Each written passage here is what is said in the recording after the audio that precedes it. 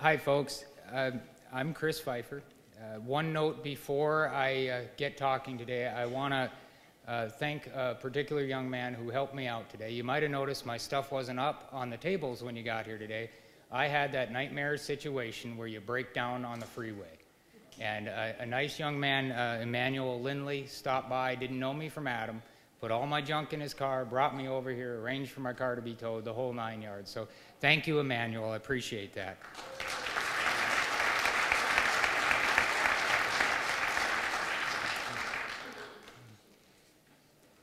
I consider myself to be ideologically a liberal libertarian.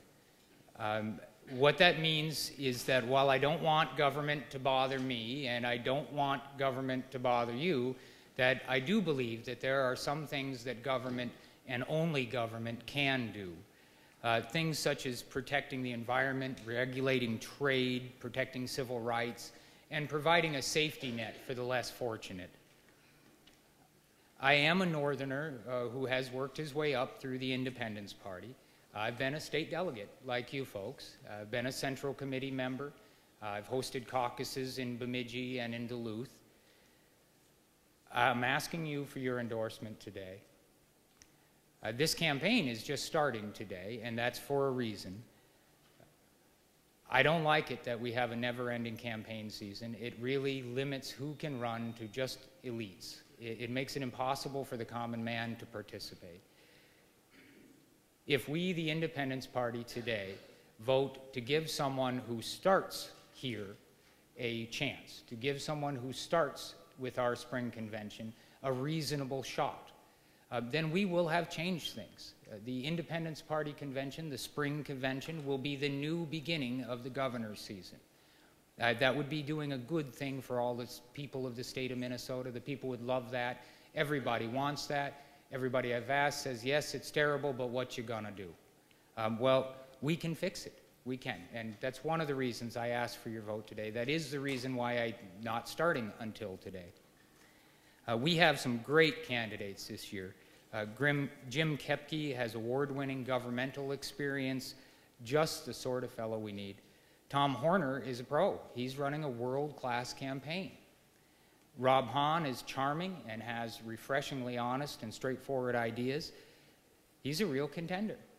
John Oldrich has the most impressive resume I've ever seen. The man could run for president. We all win this year.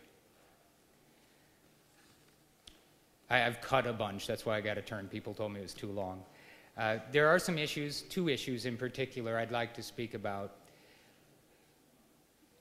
We have not fixed health care. We have not made government more efficient or substantially reformed the banking system. The economic recovery we think we're having right now is false, a secondary bubble. The truth is, we're not even close to a real and sustainable recovery. We're in big trouble. Austerity, a combination of spending cuts and tax increases, is not the answer. While we should insist on greater efficiency in government and should demand better results for the enormous spending, the worst thing we could do right now would be to cut spending. The second worst thing we could do right now would be to raise taxes. To do both at once is to be our own worst enemy. To do both at once will stifle what recovery there is. This is not new territory. This has happened again and again throughout this country's history. For now, we should raise taxes temporarily. Once the economy has recovered, then we should take the axe to the budget. Then we should cut back. When things are good, you cut back. You spend when things are bad.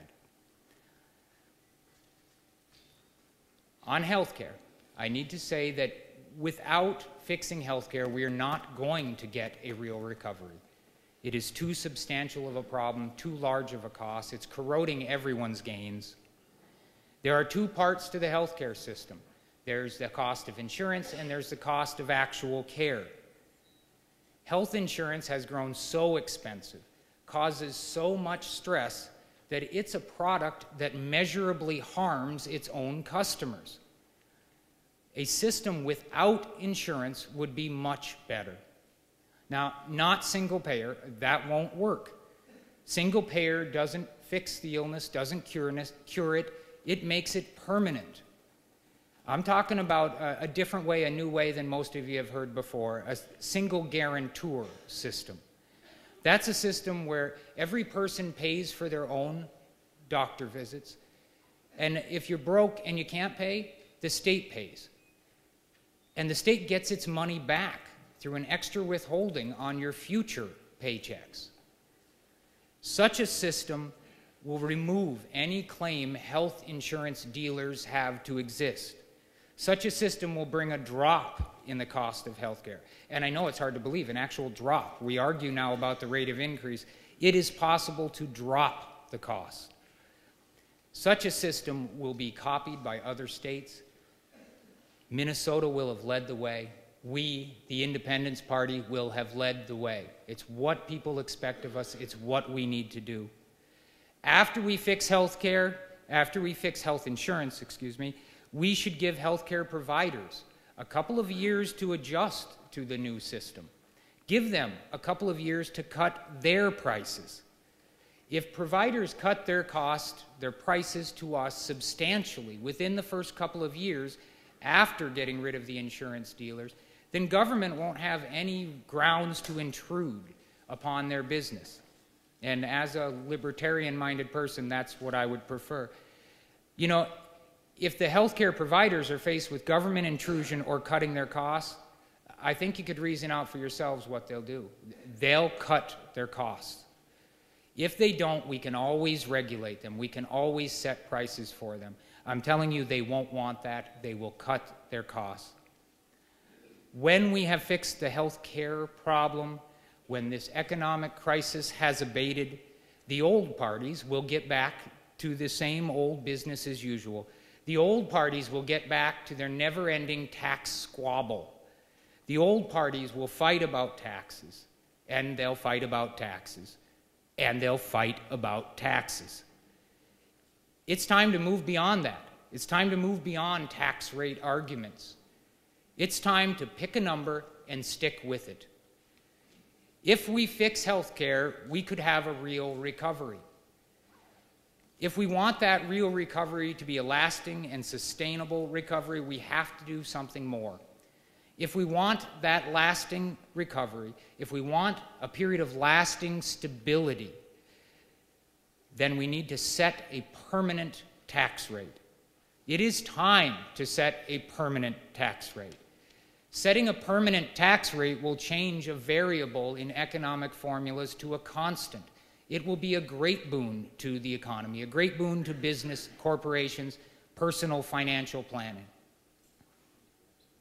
If we set a permanent tax rate, if we truly fix health care, we will be able to gain economically, and we will lock in our gains. Before I go on, I'd like to offer an apology to anyone involved with the Independence Party who has come to feel over the years that we are somehow exclusive or elitist. We've come across that way. There's no denying it. I want to let you know that we are an inlet for a route for the common man to participate. That if you get a hold of us in the next few weeks and you tell us you want to run for office, we're going to be happy to hear it, and we're going to tell you how we could help. So, Minnesota, Independence Party delegates, if you want to run, then run. Run. We'll be glad for it. You'll be glad for it. The state will be better for it.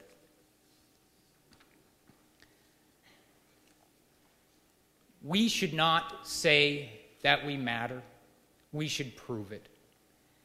We should not whine for news coverage. We should be newsworthy. If you want to put an end to never-ending campaign seasons, if you want to kick the health insurance dealers out of our state, if you want a real recovery, if you want a sustainable recovery, if you want an interesting and meaningful primary, then I think you know how you should vote today. I would like to be your governor. I would like to be part of a meaningful and interesting primary. I need your help, and I'm asking for your vote. Thank you.